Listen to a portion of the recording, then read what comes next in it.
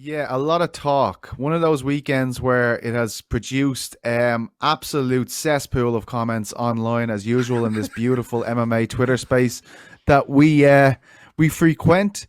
But I guess we'll kick it off with the man himself, Habib. Um, Phil O'Connor, in fairness to him, absolutely had this shout to me way before the fight even happened.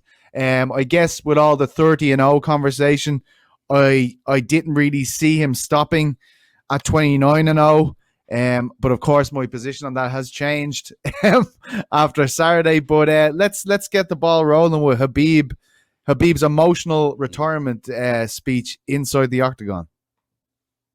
Thank you. Today, I want to say it was my last fight. And no way I'm going to come here without my father. It was first time when, after what happened with my father, when UFC called me about Justin, I talked with my father, my mother, 3 days. She don't want I go fight without father, but I promise her it's going to be my last fight. And if I give my word, I have to follow this. It was my last fight here. I know only one thing, what I want from UFC Tuesday. You guys have to put me on #1 pound-for-pound fighter in the world because I deserve this. And UFC undisputed UFC Lightweight champion, 13-0. 13 in UFC, 29 in all my pro MMA career, you know. There we go. Unbelievable achievement. Yes. But I don't know if you know, is it that much of a shock? I'm not so sure. It doesn't really feel like that to me. It wasn't very surprising, in my opinion, that he called it a day. I wasn't shocked, like. In hindsight, no, because we now know he's retired. But I didn't hear you saying on last week's show, "Oh, Habib's going to retire after he beats Gaethje." It is surprising in that respect because the conversation leading into this fight was, if Habib gets through Justin, is it going to be GSP next? At no point was I hearing analysts and people from within the sport talking about how retirement was looming for Habib. And I don't think saying after the fact it's not that surprising brings us back to last week and us going, yeah, I think he'll retire. Oh, you no, know? but it's not like a shock horror situation where it's like totally out of the blue. Like you sort of went, you know, when you heard he said this is his last fight, that, you know, it was maybe more easier to accept than someone else saying it. Oh, yeah. That's 100%. Like about it. Yeah, and I mean, if you the outpouring of emotion, I think Ariel highlighted the similarity between Jordan. Believe it was his third NBA championship he won, and it was the first time without his father. And it literally looked like the grieving process began for Habib after he finished that fight.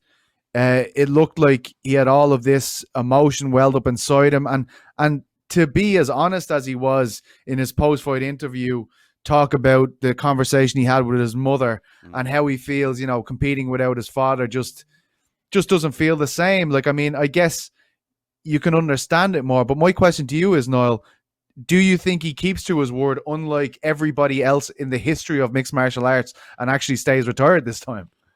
I think so. Sorry. Oh my God, the voice is a bit emotional there now. We haven't started. Yeah. Well, look, it really is to see a person like that that's been so you know, legendary in his UFC run and his mixed martial arts run and what he's done. But yeah, I think so. If you look at Habib, he's a man of religion, obviously.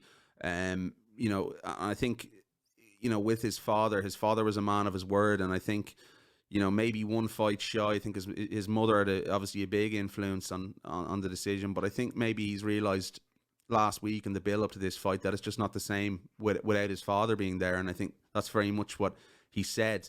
And I think if you look at Habib, even the talk of the McGregor fight, you know, the rematch, and it was something that he said he'd never do, and you sort of got that off him, that no, I just don't want to do it, regardless of what money was on offer. So yeah, I think this is a little bit different from what we've seen in the past, and I do think Habib's going to stick to his word in terms of getting back in the octagon and competing in mixed martial arts. We might see something else different. I think Dana's plan has gone out the window, what he talked about, but yeah, I think if we're looking at him getting in the octagon again, you know, for the next year or two anyway, I think that's going to be it, and I wouldn't be surprised if it's permanent.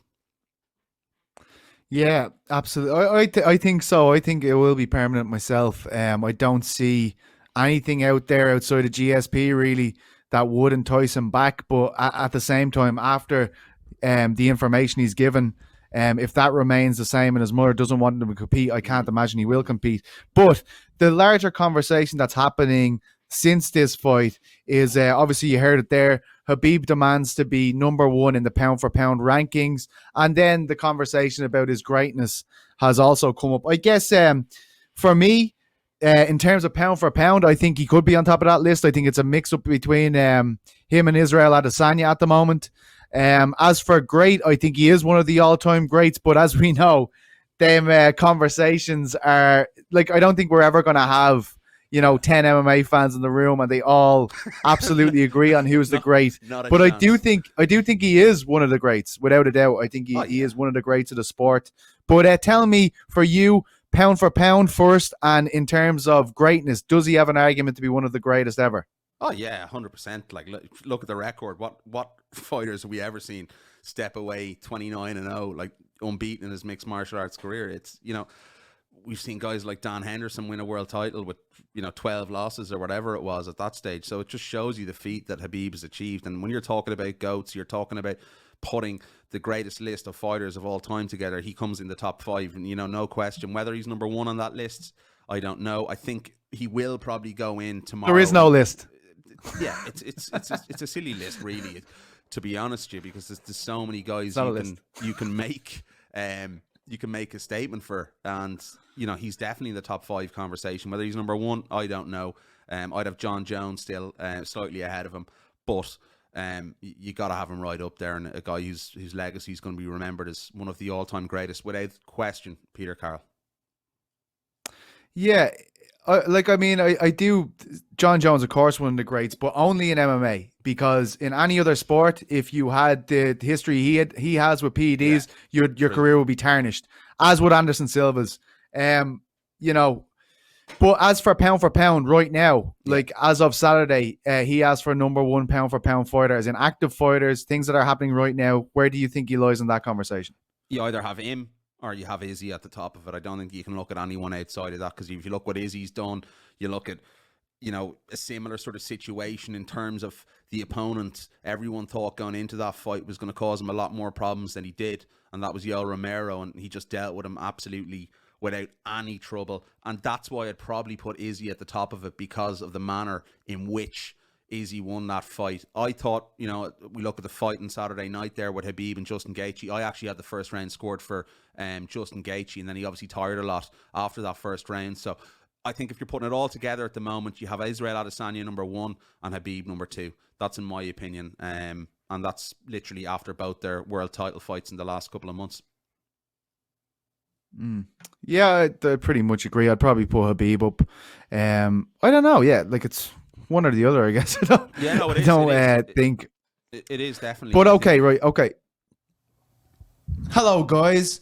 If you want to hear more of The Bash, you can subscribe to us on all our wonderful channels on iTunes, Spotify, YouTube, and all that other shit. And click the links below. Click the links below, the notification button. It comes straight to your phone if we've any fresh content. And also hit the subscribe button. It does help. You're some plonker. It's very serious.